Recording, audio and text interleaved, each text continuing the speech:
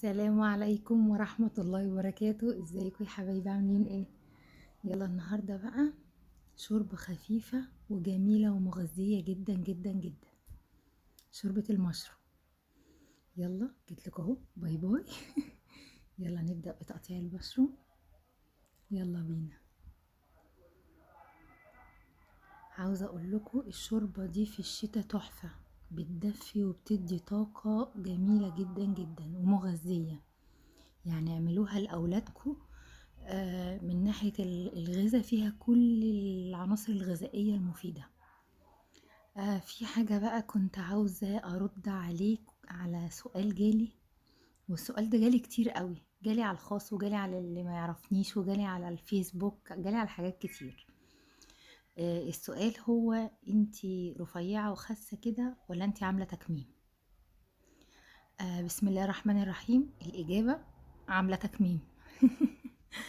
عاملة تكميم شهر 20/1 الجاي إن شاء الله، إن أحيانا ربنا وكنا من أهل الدنيا، هتم سنة عاملة العملية.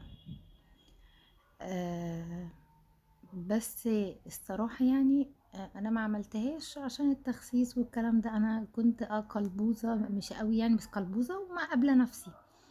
بس بدأ معايا بقى موضوع الضغط. ابتديت اخد ادوية ضغط وحاجات كده، وبدأ بقى بالسكر. فالدكاترة حولوني وقالوا لي لازم تكميم علشان السكر انتي صغيرة عليه وهتتعبي. فدي قصتي مع التكميم يا جماعة، انا عاملة تكميم. يلا بقى نبدأ في الشوربة بتاعتنا. جبنا قطعة زبدة صغيرة ومعاها معلقة زيت زيتون. نزلنا بالبصلة بتاعتنا ومعاها فصين توم. هنقلبهم اما ياخدوا لون جلد خفيف كده شوية. وبعد كده هننزل عليهم بالمشروم، ونفضل نقلب بقى، نقلب نقلب نقلب، ايوه لحد، ونزلنا كمان بمعلقتين دقيق بس ما ظهروش، مش عارفه ليه في الفيديو، لحد ما تتكرمل بالشكل ده.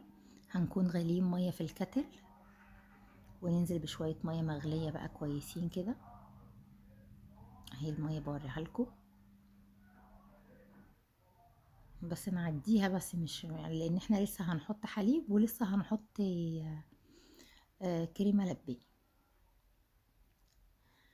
او كريمه طهي زي ما بنقول عليها كده. بقى هننزل بايه؟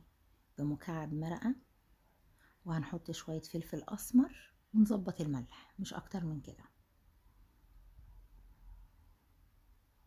اهو الفلفل الاسمر خلاص، كان اخر حبه الحمد لله. هي عشان الميه كمان مغليه معانا فغليت بسرعه.